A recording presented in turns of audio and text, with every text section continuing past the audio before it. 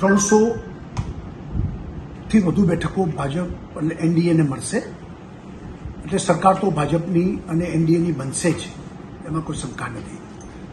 વડાપ્રધાન નરેન્દ્રભાઈ ત્રીજી વખત વડાપ્રધાન થશે એમાં પણ શંકા નથી, હેટ્રિક છે. સવાલ એક્ઝિટ પોલે જે રીતે આંકડાઓ આપેલા 350-360 એમને કીધું હતું એના પ્રમાણમાં ઓછી બેઠકો છે. પરંતુ જે કાંઈ બેઠકો મળી છે એમાં દેશભરમાં એક જ હવા અને ભારતીય જનતા પાર્ટી અને નરેન્દ્રભાઈ મોદી આ દેશનું સુકાન સંભાળે આ વાતને એન્ડોર્સમેન્ટ મળ્યું છે.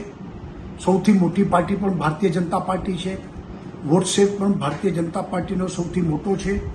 અને એકલા ભારતીય જનતા પાર્ટીને આશરે 250ની આસપાસ બેઠકો, એટલે કે બહુમતી નજીક એ સૌથી મોટી પાર્ટી તરીકે ભાજપ આવી છે.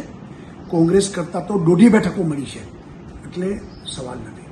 સર, શું કહેશો, ગેનીબેન છે તેને હેટ્રિક છે તે અટકાવી છે?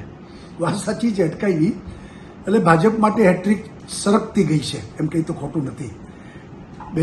ગેનીબેન પણ 15-20 હજાર મતે જીતા છે, એટલે કંઈ બહુ મોટી જીત તો ન કહેવાય. પરંતુ ગેનીબેન જીત્યા છે. ભાજપને 26 બેઠક ન મળી, અમારી હેટ્રિક અટકી એનો અફસોસ છે અમને.